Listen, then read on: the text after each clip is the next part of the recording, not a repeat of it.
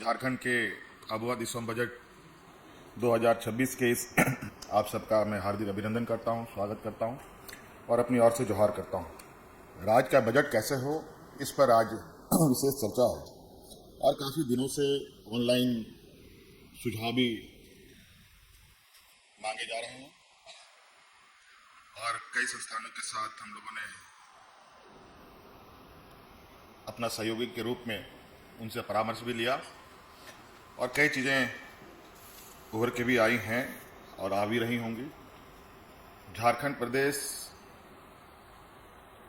यूँ कहा जाए कि देश के अलग अलग राज्यों में सभी राज्य अपने अपने अलग अलग कहा जाए कि अलग अर्थव्यवस्था, अलग कार्यशैली, अलग अलग व्यवस्थाओं के साथ चलती है। हर राज्य के अपने अपने राज्य को एक विकास के रास्ते पे ले जाने के अपने तरीके होते हैं। झारखंड प्रदेश कहा जाए कि देश के अत्यंत पिछड़े राज्यों में से एक है और छोटा राज्य भी है, लेकिन यहाँ पर कई बड़े आर्थिक गतिविधियाँ इस राज्य में होती हैं। माइंस मिनरल्स के खनन कार्य हमारे राज्य में बड़े पैमाने पर होता है। देश की अर्थव्यवस्था में हमारी भूमिका तो बहुत बड़ा है। राज्य की अर्थव्यवस्था को हम कैसे मजबूत करें, ये राज्य सरकार की अपनी एक विशेष अधिकार के साथ सरकार काम करती है और निरंतर हम लोगों ने एक बेहतर प्रबंधन के साथ और आर्थिक समृद्धि की ओर भी हम लोग कदम बढ़ाते हुए निरंतर आगे बढ़ रहे हैं। और चूंकि ये नया राज्य भी है, ये 25वां साल झारखंड का चल रहा है। 1 लाख करोड़ से अधिक के बजट में आज हम लोग हैं और मुझे लगता है कि ये आने वाले समय में ये लगातार इसमें वृद्धि भी होगी, क्योंकि डिमांड भी उसी तरीके से हैं। और मैं अभी कई देशों की यात्रा करने के बाद कल ही लौटा हूँ। वहाँ की चीज़ों को भी मैंने बहुत करीब से देखा कि वहाँ किस तरीके से लोग की जीवन शैली, वहाँ के किसानों की स्थिति, वहाँ के शहरों की स्थिति, वहाँ के उद्योगों की स्थिति किस तरीके से विकसित होती है।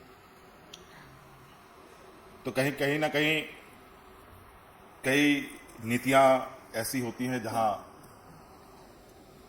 अलग अलग क्षेत्रों को प्रभावित करती है, चाहे उद्योग हो, चाहे कृषि हो, चाहे पर्यटन हो। और कई चीज़ें वहाँ के आर्थिक समृद्धि का भी बहुत बड़ा योगदान है कि उनके पास आर्थिक संसाधन इतनी मजबूत होती है कि बहुत सारे काम करने में उनको बहुत आसानी भी होती है। हम लोगों ने भी विगत दिनों कुछ टारगेट के साथ काम करना प्रारंभ किया है, जैसे टूरिज्म पर थोड़ा फोकस है, एग्रीकल्चर पर हमारा फोकस है, स्पोर्ट्स पर फोकस है, एजुकेशन पर फोकस है, आधारभूत संरचनाओं पर भी फोकस है। और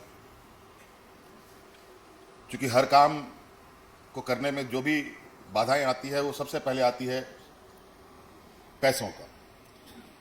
पैसे कहाँ से आएंगे? शहरीकरण बढ़ रहा है हमारे राज्यों में, पूरे देश में। शहरों को अपने पैरों पर भी खड़ा कैसे करना है, इस पर भी विशेष हमें ध्यान देने की आवश्यकता है।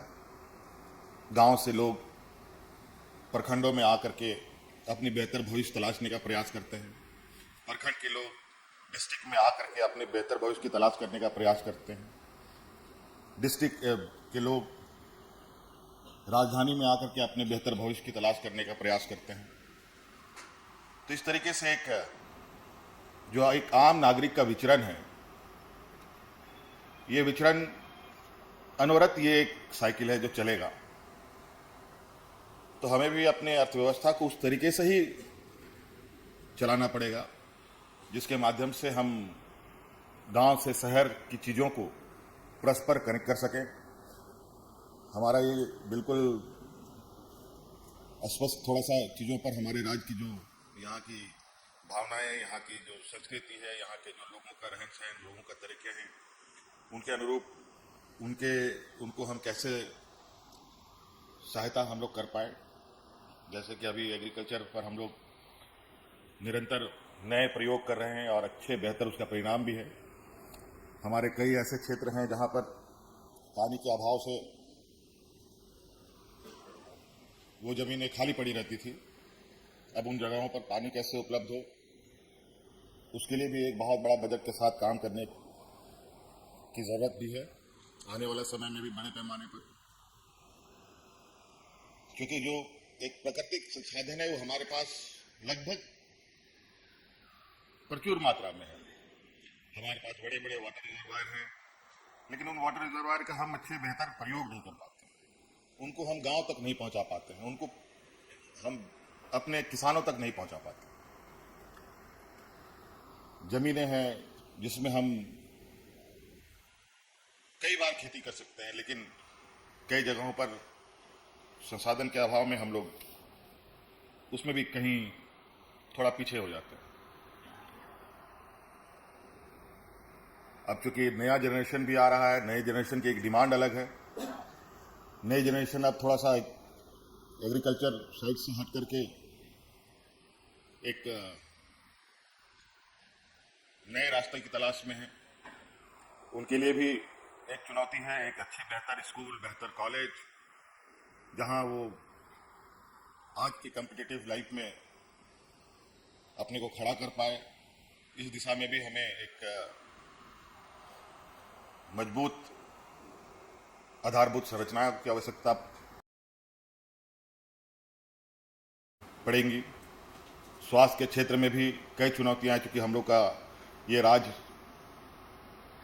थोड़ा चुनौती भरा है, क्योंकि पहाड़, नदी, नाले, थोड़ा टेरेन हम लोग का जो भौगोलिक ये थोड़ा टफ है, जहाँ कई सारे चीज़ें जो हमें सुविधाएं पहुंचानी है उनमें भी चुनौतियां होती हैं और कई सारे लोगों को भी कोई लाभ लेने में कई दिक्कतें आती हैं। मुझे लगता है कि आज ये समय है, एक बेहतर समय है, जहां राज्य के लिए एक मजबूत और बहुआयामी एक बजट की आवश्यकता राज्य को है, जहां हर क्षेत्र में जहां हमें लगता है और हमें दिखता भी है कि राज्य में क्षमताओं की कमी नहीं है। हमारे यहाँ अच्छे किसान भी हैं, राज्य में अच्छे छोटे मझोले उद्यमी भी हैं, राज्य में अच्छे हमारे खेल के क्षेत्र में भी अच्छे नौजवानों का मौजूदगी है। पर्यटन के क्षेत्र में भी हम बहुत बेहतर स्थिति में अपने को खड़ा कर सकते हैं। और जो यहाँ का मुख्य रूप से एक आदिवासी ट्राइबल डोमिनेटेड स्टेट होने की वजह से ग्रामीण परिवेश थोड़ा सा एक परंपरागत व्यवस्थाओं के साथ चली आ रही है। उन परंपरागत व्यवस्थाओं को भी हम को मुझे लगता है कि कैरी करना चाहिए। उनके लिए भी, क्योंकि मैं कई चीज़ें देखता हूँ बहुत हमारे राज्य में जो हमारे पास क्षमताएं हैं, जैसे एग्रीकल्चर प्रोडक्ट में अगर हम कहें कि लाह का उत्पादन, देश का हम लोग पहला राज्य है जो सबसे अधिक लाह उत्पादन करते हैं, लेकिन उसका वैल्यू एडिशन नहीं कर पाते। हम तसर सिल्क का जो कोकून है वो हम देश में सबसे अधिक उत्पाद करते हैं, लेकिन उसका हम बेहतर उपयोग नहीं कर पाते। तो इन सब चीज़ों पर भी हम आज एक अच्छे स्थान पर जा सकते हैं। आज जिस देश में कोकून होता ही नहीं हो, तसर बनता ही नहीं हो, लेकिन वहां सिल्क के नाम पर आज दुनिया में सबसे नंबर 1 देशों में वो गिनती में आते हैं। तो कहीं ना कहीं हम लोग का कुछ जो जो कड़ियां हैं अलग अलग, वो कड़ियां बीच में हमारा जो ब्रेक रहता है, उन सब का उनको भी भरने की आवश्यकता है। क्योंकि आज कई जगहों से हम बात करते हुए इस बात को आ रहे हैं, या हम लोग चर्चाओं में भी हैं, कि अपनी राज्य के इकोसिस्टम को, जो आर्थिक संसाधन और लोगों के रोजगार और यहाँ की समृद्धि के लिए क्या क्या किया जा सकता है, उस पर निश्चित रूप से हम लोग अब एक मजबूत रूपरेखा के साथ आगे हम लोग जाएंगे। मैं अभी ही पूछ रहा था कि जो हम लोग आज यहाँ बजट संगोष्ठी में बैठे हैं, कई राज्य ऐसे हैं जैसे तिरुपति है और कई ऐसे धार्मिक स्थल है जहाँ पर वो अपनी बजटीय व्यवस्थाओं के साथ इतना बेहतर तरीके से चीज़ों को संचालित करते हैं। वो उनका क्या मॉडल है, उनका किस तरीके से चीज़ें होती हैं, वो मैं जानने की कोशिश कर रहा था, तब तक मैं आपके बीच में आ गया। तो ये बात है कि कहीं चीज़ें कुछ जगह पर अच्छी तरीके से भी काम कर रही है, और हमें भी थोड़ा अपने लोगों को सरकार के बजट के साथ जोड़ना पड़ेगा, उनको भी एक जिम्मेवारी देनी पड़ेगी। मैं अभी जिन देशों में गया था, वहाँ पर लोगों का जीवन और सरकार के साथ जो उनके लिए जो व्यवस्थाएं हैं, उनका भरपूर उपयोग कैसे लोग करते हैं। उनका घर तो अपना घर है ही, बल्कि जो बाहर उनका जो सरकारी व्यवस्थाएं हैं, वो भी उनका घर के बराबर। घर से उठे लोग चलते हैं, चलते चलते खाना है, चलते चलते अपने को फ्रेशअप भी करना है और काम भी करना है, और सबके लिए लोगों को अब कोई टॉयलेट यूज करता है, टॉयलेट यूज करने के लिए भी उनको पैसा देना पड़ता है। ट्रेन में चलो, ट्रेन के लिए भी पैसे देने पड़ते हैं। हर चीज में उनको आर्थिक सहयोग, आर्थिक ये, हाँ, उसके अनुरूप उनको सुविधा भी उसी अनुरूप में मिलता है। तो हम चाहेंगे कि हमारे जो विभाग सब जो हम लोगों के चलते हैं, अलग अलग जो विभाग है, सभी विभाग को वित्त और हमारे जो बजट के अनुरूप जो उनको जिम्मेवारी मिलती है, अगर वो बजट हम लोग एक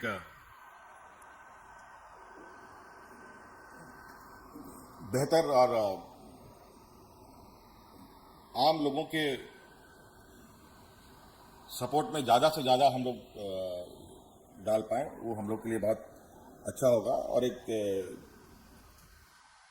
जो हमारा बजट है, निश्चित रूप से सभी लोगों की आशाएं और उम्मीदें बड़ी होती हैं।